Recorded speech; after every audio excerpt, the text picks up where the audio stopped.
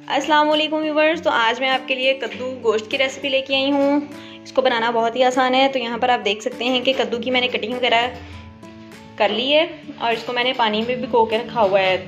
अगर हम इसको पानी में नहीं रखेंगे तो जो कद्दू है वो काले से हो जाते हैं। इसकी वो मैंने पानी में इसलिए रखा है ताकि ये काले ना हों।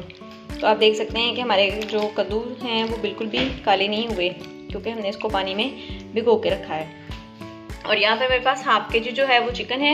यहाँ पर 2 मीडियम साइज़ के मैंने प्याज लिए हैं और 2 टमाटर हैं, इनकी मैंने कटिंग वगैरह कर ली है। और 1 चम्मच जो है वो मेरे पास अदरक लहसुन का पेस्ट है। 3 से 4 जो है वो मेरे पास हरी और लाल मिर्च जो है वो मिक्सी है। ये बहुत अच्छी फ्लेवरिंग का काम करती हैं। तो जी बिस्मिल्लाहिर्रहमानिर्रहीम। यहाँ पर जी 2 से 3 टेबल स्पून जो है वो हम कुकिंग ऑयल शामिल करेंगे। यहाँ पे मैंने इसमें कुकिंग ऑयल शामिल कर दिया है। अब हम कुकिंग ऑयल को जो है वो गर्म होने देंगे।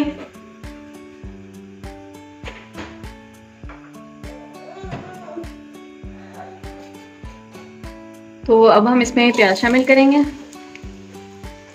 बर्तन को आप अच्छे से साफ किया करें ताकि हमारी कोई भी चीज़ जो है वो ज़ाया ना हो।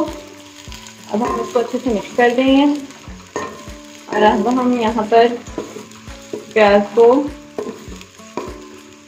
भूनेंगे ताकि जो हमारा प्याज है वो गोल्डन सा हो जाए।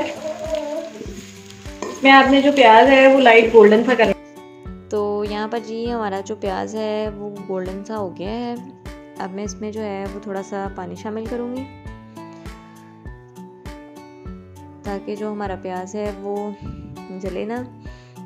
तो यहाँ पर अब हम जो पानी है उसको ड्राई होने देंगे।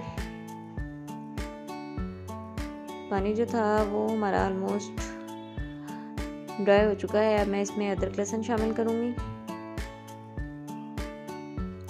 अदरक लहसुन डालने के बाद जो है वो हम 1 से 1.5 मिनट तक अदरक लहसुन को भूनेंगे ताकि जो अदरक लहसुन का कच्चापन है वो ख़त्म हो जाए। अगर जो है यहाँ पर अक्सर लोग जो हैं वो गलती करते हैं कि अदरक लहसुन की भुनाई नहीं करते, वैसे ही ना उसको मतलब डाल देते हैं, उसके बाद जो भी इन्होंने अपना डालना है, तो जिसकी वजह से उनके सालन में से स्मेल आती है। तो यहाँ पर मैं थोड़ा सा इसमें पानी शामिल करूँगी ताकि अदरक लहसुन की पकाई में थोड़ी बहुत अगर कोई कमी है तो वो मुकम्मल हो सके। तो यहाँ पर ये पानी जो था वो हमारा ड्राई हो चुका है। तो अब हम इसमें जो है वो चिकन शामिल करेंगे और यहाँ पर हम इसको अच्छे से मिक्स कर देंगे। यहाँ पर हम चम्मच जो है वो हिलाते जाएंगे ताकि चिकन का जो कलर है वो बदल जाए।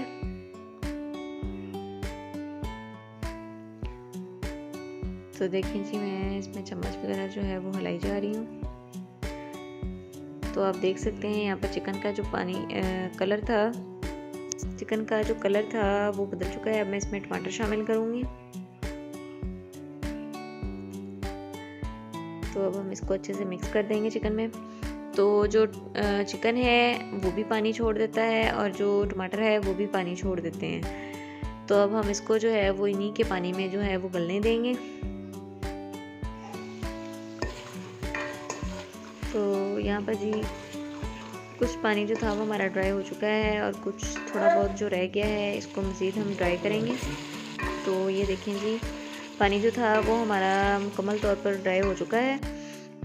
तो आप इसकी लुक देख सकते हैं। तो अब यहाँ पर मैंने इसमें जो है वो हरी और लाल मिर्चें जो थी उनकी कटिंग वगैरह मैंने कर ली थी, तो उनको शामिल किया है चिकन में और उनको मैंने मिक्स कर दिया है।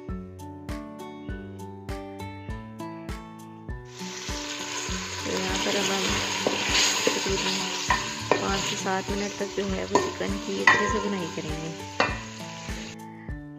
ताकि अंदर से जो चिकन है वो अच्छे से पक जाए।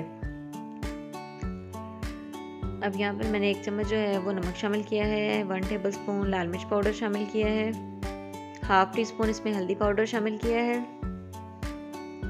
1 टेबल स्पून जो है वो इसमें खुश्क धनिया पाउडर शामिल करेंगे और 1 टीस्पून जो है वो हम इसमें जो है साबुत ज़ीरा शामिल करेंगे।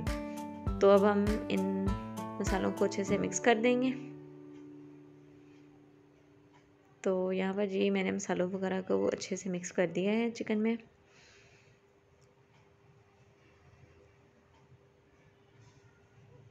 तो यहाँ पर अब हम इसमें थोड़ा सा पानी शामिल करेंगे ताकि मिर्चों वगैरह का जो कच्चापन है वो भी ख़त्म हो सके। पानी इसलिए मैं इसमें डालती हूँ ताकि जो मिर्च की कच्चेपन की स्मेल है ना वो ख़त्म हो सके। तो यहाँ पर जी अब मैंने इसमें कद्दू शामिल कर दिया है। अब हम इसको अच्छे से मिक्स कर देंगे चिकन में कद्दू को। 2 से 3 मिनट तक हम इसको भूनेंगे।